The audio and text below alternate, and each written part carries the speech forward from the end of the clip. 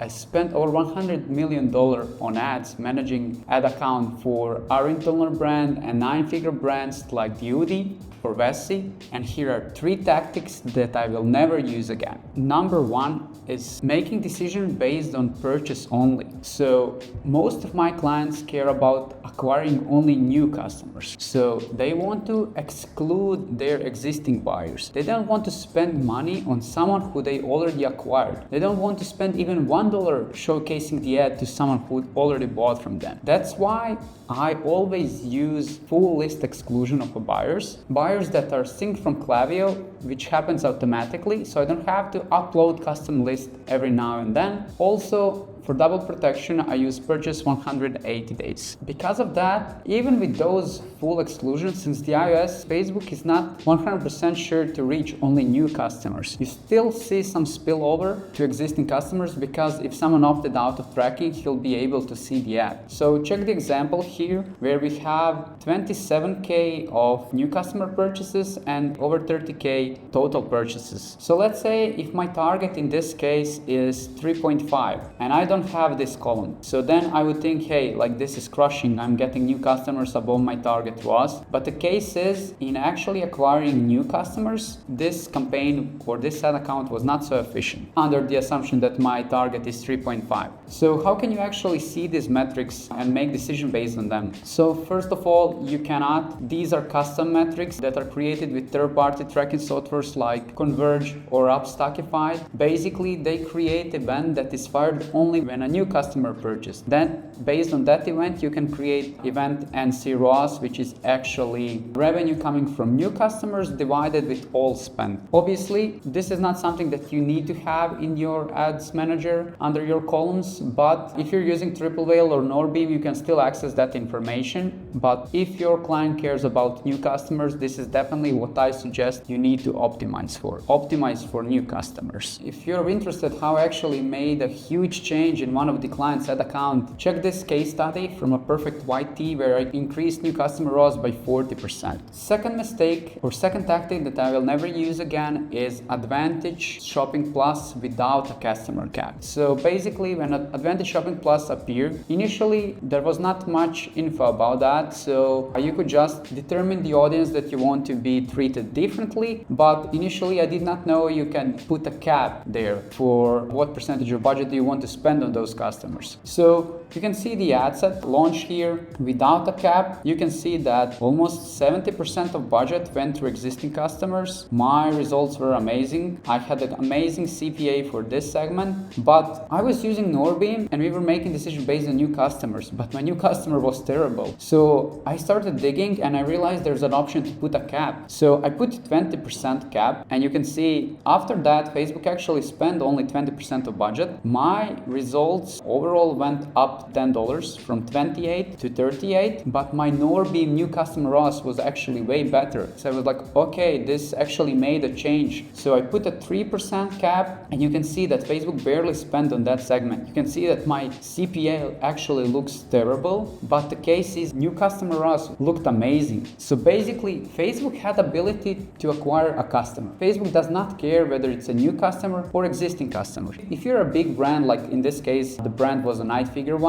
we did not exclude customers. They had a lot of repeatable purchases and Facebook was just going after those people, which actually makes sense. But we wanted to treat our Facebook channel as a acquisition channel. So that's why I switched from no cap to 20% cap to 3% cap. I know it looks counterintuitive because here CPA is 69 compared to here 28, but it actually went other way around in Norbeam when checking new customer ROAS. Third tactic that I will stop using is view conversions. Not necessarily completely stop using, but let me explain. There are different attribution window settings within your ad set. So basically you can check 1-day click and view, 7-day click and view. Facebook recently added 1-day engaged view, but let's ignore this for the sake of this conversation. So that means whatever attribution window you pick, that Facebook will attribute the sale if it happened with that window. So basically if you check 7-day click, 1-day view, Facebook will attribute your sale to the ad within 7-day of click or 1 day of view. So sometimes there's a debate which one you should use. 1-day click is the most conservative, and obviously 7-day click, 1-day view is the most flexible one. So you can see here, this is the ad spend for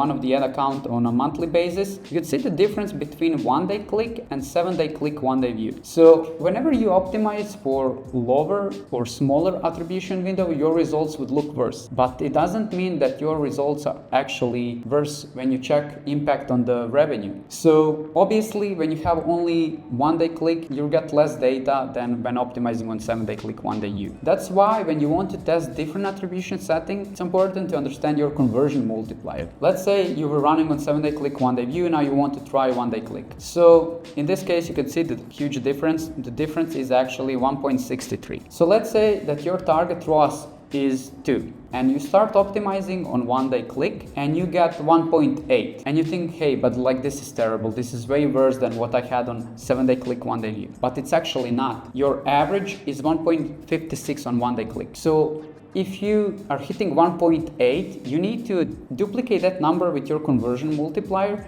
and that would probably end up being more than like 2.7, 2.8. That means that you have to make a decision based on average of your attribution setting. So what happened in one of the big ad accounts that we managed? This was the ad account before they started working with us. They spent almost 400K. The 7-day click ROAS was 1.04 and revenue was 2 mil. So we noticed that they were getting 60% of view-through conversions. Usually I say that like if you are getting more than 25% of view-through conversions, you should stop using view conversions because it's not incremental. It is just Facebook claiming the sales from other channels. So we switched everything to 7-day click. So our spend went 120K down. Our ROAS improved, but the revenue stayed exactly the same. They even had more revenue. So basically we saved this brand 100K just by not optimizing for view, because they were pumping the budget in this period between the 15th of February and 14th of March, thinking they are getting good results, but their revenue was not growing. So what was happening? It was Facebook claiming these sales that their influencers generated, that PR generated, because they were a very big brand that had a lot of repeatable sales. And when Facebook had option to claim those sales, Facebook claimed those sales. When we switched to 7-day click, that results obviously in the ad account dropped when you check 7-day click 1-day view, but our results on 7-day click were way better, and we can see that like revenue was not impacted at all. I'll also give you one bonus, the thing that I stopped using. So it's a dynamic creative, or recently renamed to flexible ad format. Not only renamed but also changed. So I stopped using this format because it disables me from extracting multiple winning post IDs. That's one thing. Sometimes from those dynamic tests I could get like 2-3 winning ads. Then I would take the post ID and start running them in my regular campaign. That's one thing. And the other thing is an ability to see the breakdown data per specific ad copy or creative. If I cannot know which one is working, then I cannot make decision whether that's a good ad or not. So although under the assumption that the ad with the highest engagement should be the best performer, that's not always the case. And I don't want to make decisions based on just assumption. That's why I stopped using dynamic creative. So to recap, no view conversions, no flexible ad formats, making decision based on NC ROAS, and definitely putting the cap for buyers in Advantage Shopping Plus. If this is something that you want me to implement in your ad account and you're already spending 50K a month on Facebook ads, just apply for the free audit below. If you're not on that level yet, check my other video, like and subscribe.